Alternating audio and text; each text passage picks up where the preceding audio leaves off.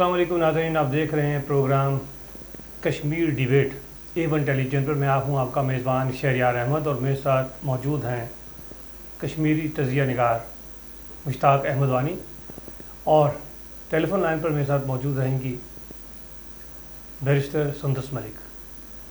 Programme का आगाज़ करते हैं वानी साहब आपसे।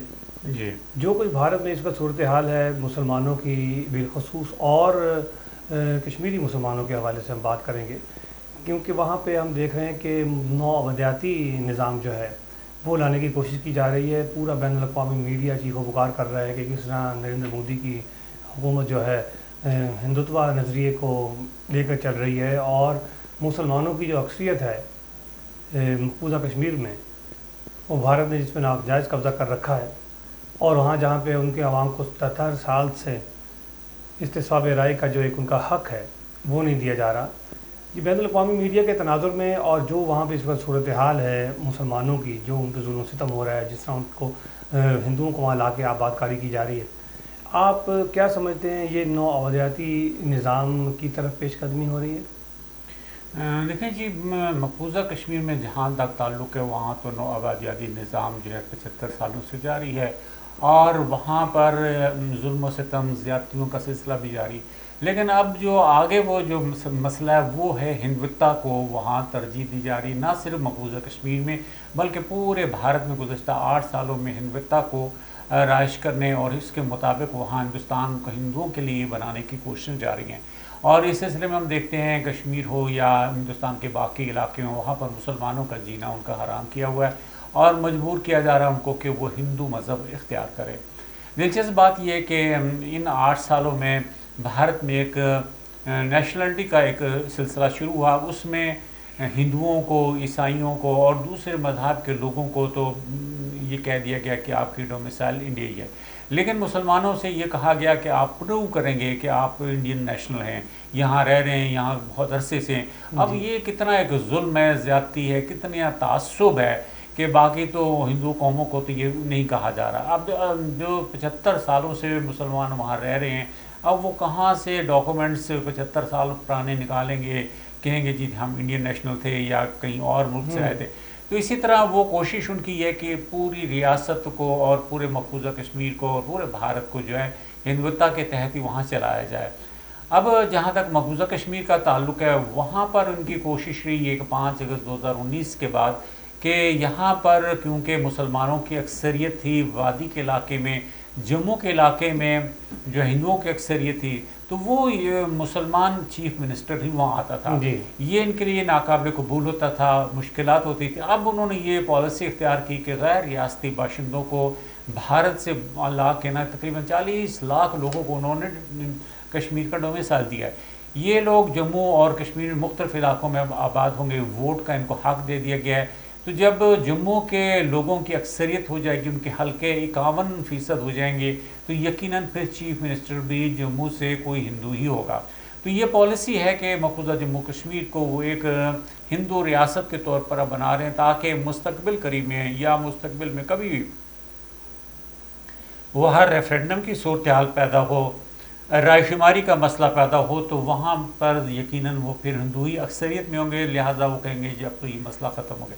लेकिन भारत की तमाम साजिशें और ये सिलसिला ये कामयाब नहीं होगा। कश्मीरी मुसलमान 75 सालों से भारत के तमाम हरबों को नाकाम बना रहे हैं, उनको जो है मुस्तरद कर रहे हैं, और ख़ासकर 5 अगस्त 2019 से लेकर अब तक एक खुली जेल में मकबूजा कश्मीर के लोगों को रखा गया है, और उन्हें मुख्तलिफ मरात और मुख्तलिफ चीज़ें दिखाई जाती हैं कि जी आपके लिए रोड बना रहे हैं, ट्रेन्स बना रहे हैं, ये कर रहे हैं, लेकिन उन्हें उनसे कोई दिलचस्पी नहीं है। वो तो भारत के साथ नहीं रहना चाहते पहले दिन से ही। फिर 75 सालों में जो जुल्म सितम हुआ, जो ज़्यादतियाँ उनके साथ हुई, उसके बाद तो वो बिल्कुल सवाल ही नहीं पैदा होता कि वो कभी भी भारत के रहने का सोच भी सकें। लिहाजा भारत की तमाम जो इस किस्म की कार्रवाइयाँ ये वक्ती हैं, इनसे कोई मसला हल नहीं होगा। अच्छा सुंदस मलिक साहब, मैं आपकी तरफ आऊँगा। मैं आपसे ये जानना चाहता हूँ, देखिए 5 अगस्त 2019 को जो भारतीय आइन का आर्टिकल मनसूख किया गया 35A और 370, जिसमें खुसूसी हैसियत थी जो मकबूजा कश्मीर की, उसको जो है वो ख़त्म करके उसको भारतीय आइन के मादात लेकर आए हैं। और अब जैसा कि वानी साहब ने बताया कि 41 लाख के लगभग डोमिसाइल उनको दिए जा रहे हैं कि वो यहाँ के रिहायशी हैं, ہندوؤں کو یہ شو کیا جا رہا ہے اور مسلم اکثریت جو ہے مسلمانوں کی اس کو اقلیت میں بدلنے کی یہ حربیں ہیں. ہم دیکھتے ہیں کہ یہ گزشتہ 5-6 سالوں میں اس واقعے کے بعد ہم بھارت میں مقبوضہ کشمیر میں خاص طور پر مسلمانوں کی حالت یہ دیکھتے ہیں، نہ انہیں مذہبی آزادی حاصل ہے، نہ عید اور ایسے مذہبی جو ہیں مواقع ہیں وہاں پہ وہ عبادات کر سکتے ہیں، بلکہ بڑے جو سیاسی لیڈران ہیں ان کی وفات پر بھی انہیں نماز جنازہ میں بھی شرکت کی اجازت نہیں ملتی. اتنا ظلم و ستم جو دنیا کی نظروں سے کیسے اوجھل ہو رہا ہے بین الاقوامی تنظیم میں، ہیومن رائٹس کی تنظیم میں، اور عالمی ضمیر کہاں سویا ہوا ہے؟ جی بسم اللہ الرحمن الرحیم. دیکھیے جی، جہاں تک عالمی برادری کا تعلق ہے، چاہے وہ اقوام متحدہ ہو یا ہیومن رائٹس واچ جیسے ادارے ہوں یا ایمنسٹی انٹرنیشنل جیسے ادارے ہوں، مجھے نہیں لگتا کہ کوئی بھی اس اصلیت سے خائف ہے کہ بھارتی مقبوضہ کشمیر کے اندر اس وقت مسلمانوں کی جو حالت ہے وہ بد سے بدتر ہوتی جا رہی ہے. جس طرح کے قوانین کو بھارت مقبوضہ کشمیر کے اندر نافذ کیا گیا ہے، چاہے اس میں پبلک سیفٹی ایکٹ ہو یا اس میں یو اے پی اے ہو یا اس میں اے ایف ایس پی اے ہو، یہ جتنے بھی قانون ہیں یہ تمام کے تمام صرف اسی نظریے سے مسلط کیے گئے ہیں تاکہ کسی بھی قسم کی جو ڈسینٹ ہے اس کو سپریس کیا جا سکے. نمبر 1. نمبر 2 یہ کہ جو ان بین الاقوامی اداروں کی طرف سے فائنڈنگز ہیں اس میں ہمیں جینوسائیڈ واچ کی فائنڈنگ کے اوپر ایک فوکس کرنا چاہیے کہ وہ ہمیں بتاتا ہے بڑے کلیئر کٹ انداز میں کہ کشمیر کے مسلمان، مقبوضہ کشمیر کے مسلمان اس وقت جینوسائیڈ کے 9ویں سٹیج پہ تقریباً کھڑے ہوئے ہیں.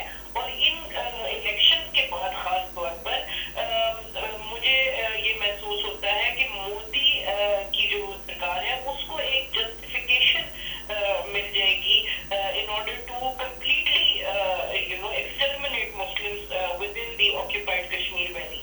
نمبر 2. اور اس سے کوئی بھی ایسا بین الاقوامی ادارہ نہیں ہے جس کو 5A کی اکوارگیشن کی بات ہے. ہمیں یہ بات سمجھنی پڑے گی کہ یہ اقدام although بھارت یہ کہتا ہے کہ دس از اے یونیلیٹرل میٹر یا یہ ہمارا ایک انٹرنل ایشو ہے، لیکن یونائٹڈ نیشنز کے ایجنڈا میں ابھی بھی مقبوضہ کشمیر ایک انڈسپیوٹڈ انریزولوڈ ایشو ہے، ٹیریٹوریل ڈسپیوٹ ہے between Pakistan and India. There are two parties to this case. One is Pakistan and India, and the most important deciding factor وہ کشمیر کے اپنے لوگ ہیں. تو جہاں تک بات ہے کہ کشمیر کی آپ ڈیموگرافی کو چینج کر کے اس کو کسی طرح جسٹیفائی کریں کہ کشمیری جو ہے وہ بھارت کے ساتھ الحاق کرنا چاہتے ہیں، it is not possible under the آسپیسز of United nations security council resolution. تو یہ تو ممکن نہیں ہے. جو چیز ہمیں اور شدت سے دنیا کو بتانے کی ضرورت ہے یا دنیا کو باور کرانے کی ضرورت ہے وہ یہ ہے کہ یہ جتنا بھی ووٹر ٹرن آؤٹ ہے جو لوک سبھا کے الیکشن میں ہے، چاہے وہ راجوری میں ہو یا اننت ناگ میں ہو، جس کے اوپر بی جے پی بڑی اپنے آپ کو ایک طرح سے کانگریچولیٹری اسٹینس میں دکھا رہی ہے کہ وہاں پہ ووٹر ٹرن آؤٹ بہت زیادہ ہوا ہے. تو اٹ از یہ جو ڈومیسائل ایشو کیے گئے ہیں the figures go far beyond 4 million. جی ہاں 4.8 ملین تو تقریباً 6-7 مہینے پہلے تھے، تو اب تو I think it has crossed more than 5 million people. اور یہ تیزی سے بڑھتا جا رہا ہے. ٹھیک ہے، تو یہ کہ ہمیں دنیا کو کلیئرلی بتانے کی ضرورت ہے کہ جس طرح کشمیری پچھلے 75 سال میں جو بھارت کا جو قبضہ ہے اس کو ریجیکٹ کرتے آئے ہیں، وہ ابھی بھی اسی اسٹینڈ پہ کھڑے ہیں. And they understand that this is not an administration but it is an occupation. تو ہمیں دنیا کو یہ باور کرانا ضروری ہے اور شدت کے ساتھ. باقی اس کے علاوہ مجھے نہیں لگتا کہ کسی قسم کا بھی بھارتی جو اقدام ہے کشمیریوں کے خلاف یا بھارت میں بسنے والے مسلمانوں کے خلاف وہ دنیا کے کسی بھی ادارے کے نظر میں نہ ہو. Everybody understands what the situation of minorities living within India stands at. جی بہت شکریہ وانی صاحب. جیسا کہ سندس ملک نے کہا کہ اس وقت تو لگ بھگ 50 لاکھ کے قریب جو ہے ہندوؤں کو بسایا جا چکا ہے وہاں، جس سے وہ یہ بھی شو کر رہے ہیں کہ الیکشنز میں ٹرن آؤٹ اچھا رہا۔ ہاں، الیکشن کے حوالے سے اگر ہم بات کریں تو ہم دیکھتے ہیں کہ اس کے جتنے مرحلے ہو چکے ہیں اس میں نریندر مودی کو جو ہے برتری حاصل ہے۔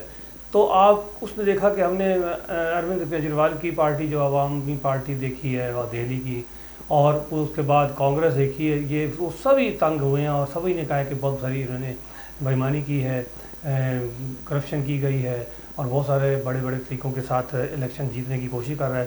نریندر مودی 2 دفعہ الیکشن جیت چکے ہیں، 10 سال کا اس کا ٹینیور ہو چکا ہے۔ تو آپ کیا سمجھتے ہیں کہ اس مرتبہ بھی اسی کا چانس ہے نیکسٹ 5 سال کے لیے؟ لیکن جی، مودی سرکار نے اپنے دور حکومت میں کرپشن کا ایک بہت بڑا دور شروع کیا اور لائسنس جاری کیے، بڑی رقمیں وصول کی مختلف جو انٹرپرائزز ہیں، تو یہ تو عام آپ اس میں میڈیا میں آ چکی ہیں۔ تو وہی لوگوں کا پیسہ اسی کو استعمال کر کے یقیناً الیکشن میں اس نے کافی فائدہ اٹھایا ہے۔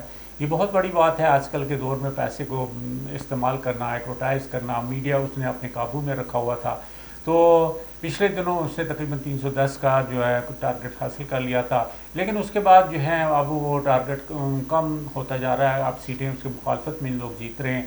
تو ابھی تو کچھ کہہ نہیں سکتے، ابھی تقریباً جون کے پہلے ہفتے تک یہ الیکشن ہوتے رہیں گے، لیکن اس دفعہ بھارت کو کچھ دھچکا ضرور لگا ہے۔ پچھلے 2 الیکشن میں اس قدر مخالفت نہیں تھی، لیکن اس دفعہ کچھ اچھا دھچکا لگا ہے۔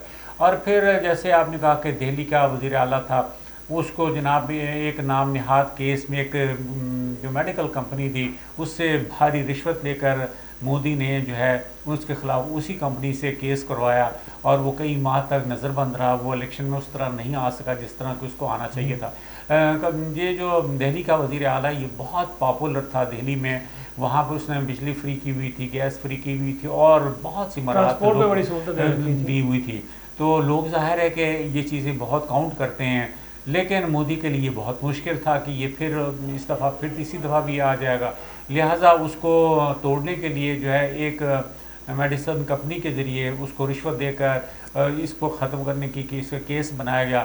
لیکن اب وہ چلو باہر آ گیا، کوئی پوزیشن اس کی بنے، تو اس قسم کے بے شمار حربے استعمال کر کے مودی جو ہے وہ اقتدار میں آ رہا ہے۔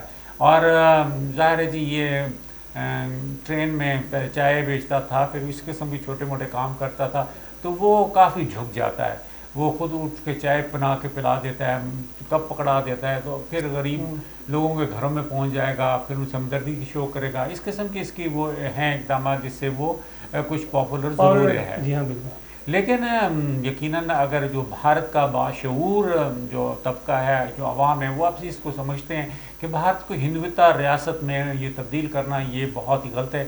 ایک جمہوری ملک ہونا چاہیے، جس طرح ان کا دعویٰ ہے کہ دنیا کی سب سے بڑی جمہوریت ہے، تو وہ اگر لوگ اب وہ چاہتے ہیں کہ اس کی طرف واپس آئیں کہ 10 سالوں میں تو صرف ہندوتا کی تشہیر ہوتی رہی ہے، اور بظاہر تو کہا جا رہا ہے کہ بھارت بہت ترقی کر گیا ہے، اور یہ سارا ان کا پروپیگنڈا، اتنی ترقی نہیں ہوئی ہے جتنا کہ وہ کہتے ہیں۔ اور ایک رپورٹ کے مطابق دنیا کا سب سے بڑا مقروض ملک ہے، جس نے بے شمار قرض لے کے وہ چلا رہا ہے ملک کو، اور ڈیولپمنٹ اس کی زیادہ سے زیادہ جو نظر آتی ہے روڈز ہیں، اس قسم بریجز ہیں، تو کیا اس سے کیا ترقی ہے؟ پھر آپ دیکھیں G20 کانفرنس نئی دہلی میں ہوئی، تو اتنی غربت ہے وہاں، اتنے غریب لوگ ہیں کہ وہاں پر گرین شیٹس لگا دی گئی، ان کو گھروں سے نکلنے نہیں دیا گیا کہ یہ نہ ہو کہ دنیا دیکھے کہ یار یہ تو بہت ہی غریب ملک ہے، یہاں تو اتنی بری حالت ہے لوگوں۔ تو ایک طبقہ تھوڑا بہت اوپر ضرور ہے وہاں، لیکن ابھی بھی کیونکہ 1 ارب 40 کروڑ کی آبادی کا ملک ہے، ان تمام لوگوں کو بہتر سہولتیں دینا یہ بہت مشکل ہے۔ ایون یہاں تک آپ نے سنا ہوگا کہ 80% لوگوں کے پاس تو لیٹرین کی سہولت تک مہیا نہیں ہے بھارت میں۔ تو اس قسم کے بے شمار وہاں مثالیں ہیں، لیکن وہ ان کی کیونکہ میڈیا بہت ہی کنٹرول میں پوری دنیا کو گمراہ کرنے کے لیے کہتے ہیں کہ ہم تو بہت ترقی یافتہ ہیں، بہت ترقی کر لی ہے، اور لیکن عملاً ایسا نہیں ہے جیسا کہ لوگ سمجھتے ہیں۔ تو یہی پروپیگنڈا ہے جس کی وجہ سے کچھ عوام بھی ان کے گمراہ ہیں۔ جی بہت شکریہ وانی صاحب، پروگرام کا سلسلہ جاری رہے گا۔ سامعین ایک وقفہ لیتے ہیں، مختصر وقفے کے بعد دوبارہ حاضر ہوں گے۔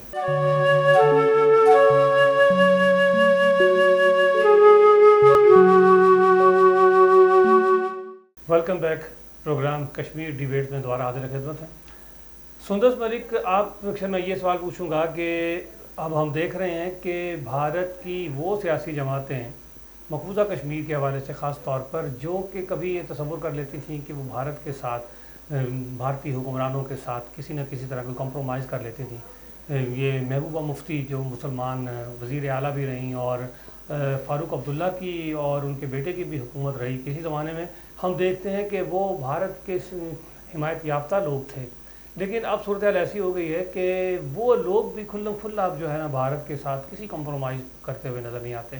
वो भी इस नतीजे पर पहुंच गए हैं कि भारत के साथ किसी तरह भी कोई भी बातचीत नहीं हो सकती। मुसलमानों की अलहदा तशख़्ख़ुस, अलहदा शनाख्त है, जैसे कि दो कौमी नज़रिया था। कायद-ए-आज़म ने भी उस वक्त बोल दिया था कि मुसलमान और भारत जो हिंदू हैं वो बिल्कुल दो अलहदा कौमें हैं, दो अलहदा शनाख्त हैं, अलहदा खाना पीना है, अलहदा कल्चर है। तो अब ये कश्मीरी मुसलमान जो ऐसे जो भारत की तरफदारी भी कभी कर लिया करते थे, अब वो भी इससे इज्तनाब कर रहे हैं। तो मैं समझता हूँ ये एक बहुत बड़ी एक चेंज है मुसलमानों में मुकम्मल तौर पर। बात जी देखिए, बात ये, पहले तो मैं कायद-ए-आज़म मोहम्मद अली जिन्ना रहमतुल्लाह अलैह की तस्दीक समझती हूँ कि उनका नाम महबूबा मुफ्ती जैसे और फारूक अब्दुल्ला जैसे और शेख अब्दुल्ला जैसे टाउट्स के साथ लिया जाए। नहीं, मैंने मिसाल दी है कि अब उनको ये बात समझ आ गई जब कायद-ए-आज़म ने जो बोला था वो ठीक बोला था। जी, मैं ये बात क्लियर करना चाहती हूँ कि वो हमेशा से भारत के फिगर में रहे हैं, उनको भारत ने मददें दी हैं, उनको भारत ने एक इस्तेमाल किया है। थिएट्रिक्स की बुनियाद पे उनके साथ जो भी कुछ होता है वो इसीलिए होता है कि वो एक जिसको कहते हैं कि कीप देम इन लाइन और उनको अपने मकासद के लिए इस्तेमाल किया जा सके। महबूबा मुफ्ती साहिबा हो या सजाद खान हो या फारूक अब्दुल्ला का बेटा हो, they are all there for their personal interest। कठपुतली हुक्मरान रहे हैं। अपनी ताकत को बढ़ावा देने के लिए, अपनी ताकत को कायम रखने के लिए। जहां तक बात आती है कश्मीर के जो असली तहरीक के लीडरान हैं, जिसमें मसरत आलम भट्ट साहब हैं, जिसमें शबीर शाह साहब हैं, जिसमें आसिया अंद्राबी साहिबा हैं, वो तो तमाम पाबंदी सलातल हैं और बहुत अच्छे से पाबंदी सलातल हैं। तो there is no political representation of Kashmir जो कि कभी भी भारत के साथ किसी भी किस्म की उम्मीद रखती थी। जो अब है ये तब तक भारत के खिलाफ है जब तक इनको कोई नई पोजीशन नहीं दे दी जाती, कोई नई पोस्ट नहीं दे दी जाती, और जिस तरह दिया जाएगी कि गुप्कर गैंग सारा का सारा फिर मोदी के साथ जाके बैठ जाएगा। ये वही महबूबा मुफ्ती है जो कहती थी कि मोदी मेरा बड़ा भाई है।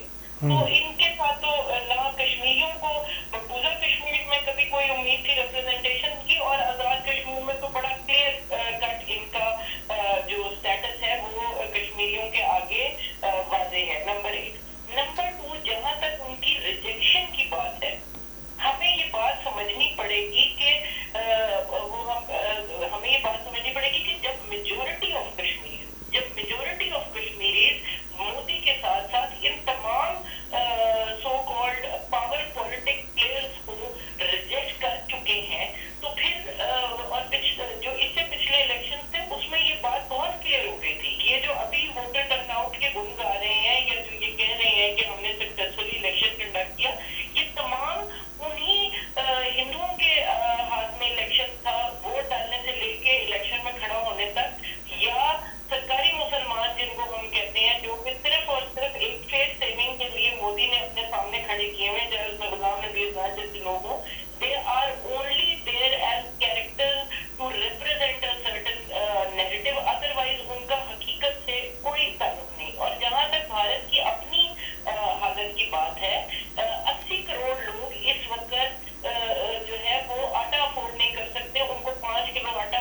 मोदी की सरकार की तरफ से महीने का दिया जाता है, वो आटा तक नहीं अफोर्ड कर सकते। उधर 70 लाख से ज्यादा बच्चे हैं जो कि 0% फूड के ऊपर सरवाइव कर रहे हैं, और ये दुनिया में सबसे बड़ी फिगर है। भारत इस वक्त दुनिया का सबसे बड़ा ह्यूमन रिसोर्स का एक्सपोर्टर बन गया है, क्योंकि उनके पास अपने लोगों को देने के लिए नौकरियां नहीं है। तो ये जो कश्मीर के साथ नए कश्मीर के वादे थे, या वो तमाम लोग जो नए कश्मीर की या नए लद्दाख के गुण गाते थे, हमने उनको भी देखा है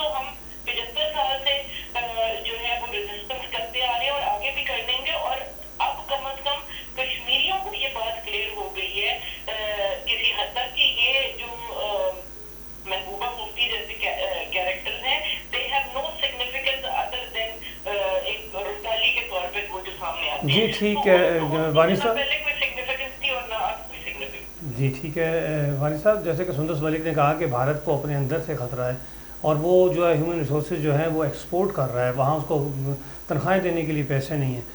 ہم یہ سمجھتے ہیں کہ تقریباً 12 ریاستوں میں آزادی کی تحریک چل رہی ہے بھارت میں، لیکن آپ دوسری طرف یہ بھی دیکھیے کہ یہ جو دعوے کیے جاتے ہیں کہ بھارت اس وقت دنیا کی بہت بڑی معیشت ہے، اربوں ڈالر، 100 ارب ڈالر جو ہے وہ سعودی عرب اور 80 ارب ڈالر یو اے ای ان 10 سالوں میں بھارت میں انویسٹ کرنے جا رہا ہے. پوری دنیا اس کے ساتھ تجارت کرتی ہے اور پھر ہم دیکھتے ہیں کہ وہ آئی ٹی کا بہت بڑا ایک نام بن چکا ہے. تو یہ جو ترقی ہمیں دکھائی جاتی ہے ٹیلی ویژن پہ اور میڈیا پہ بھارت کی، اور چاند پہ وہ چلا گیا ہے، اور لیکن اس کے برعکس جیسا کہ سندس ملک نے بتایا کہ وہاں صورتحال بہت ابتر ہے. آپ کیا کہتے ہیں؟ ماشاء اللہ جی، ہم بھی چاند پہ پہنچ گئے ہیں، ہم نے بھی اتنی ترقی تو کر لی ہے. تو نو ڈاؤٹ کہ میں نے پہلے کہا تھا کہ کچھ شعبوں میں ان کا جو ترقی ہے وہ ہم سے زیادہ یقیناً ہے. پھر سب سے بڑی بات ہے کہ جو انویسٹر ہوتا ہے یا وہ یہ دیکھتا ہے کہ پاپولیشن کسی ملک کی کیا ہے.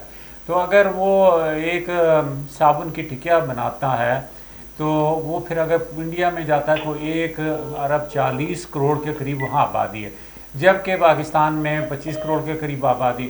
تو ان حالات میں یقیناً جو لوگ انویسٹ کرتے ہیں وہ اس چیز کو مد نظر رکھتے ہیں. تو یقیناً بھارت کیونکہ بہت بڑا ملک ہے، بہت بڑا آبادی والا ملک ہے ہمارے مقابلے میں، تو وہاں زیادہ انویسٹمنٹ ضرور ہوتی ہے. تو دوسرا یہ ہے کہ بدقسمتی سے ہمارا شاید بھارتی ہے یا دشمن جو بھی ہمارے ملک میں افراتفری پیدا کرتے ہیں، دھماکے کرواتے ہیں تاکہ ہم اٹھ نہ سکیں اور وہاں پر وہ کاروبار بہتر طریقے پر. دوسری بات ہے کہ 1 ارب 40 کروڑ کی آبادی میں ظاہر ہے سب کو روزگار فراہم کرنا یہ مشکل، لہٰذا ان میں سے بہت سارے لوگ یقیناً وہ بیرون ملک جاتے ہیں، ان کو وہاں روزگار مل رہا ہے، چاہے وہ سعودی عرب ہے، دبئی ہے یا امریکہ ہے.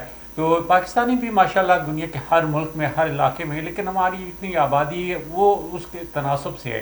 اسی طرح بھارت کی آبادی کیونکہ بہت زیادہ ہے، اسی لحاظ سے ان کا تناسب زیادہ ہے. تو یہ تو کوئی ایسا مسئلہ نہیں ہے کہ جس کو ہم یہ کہیں کہ ان کے زیادہ لوگ وہاں جا رہے ہیں ہمارے نہیں جا رہے. تو آبادی کے حساب سے دنیا میں یہ سلسلے چلتے جی ٹھیک ہے، بہت شکریہ. میں سب موجود تھے اسٹوڈیو میں مشتاق احمد وانی اور ٹیلی فون لائن پر تھی سندس ملک. A1 ٹیلی ویژن کے کشمیر ڈیبیٹ سے اپنے میزبان سید شہریار احمد کو اجازت دیجیے. اللہ حافظ.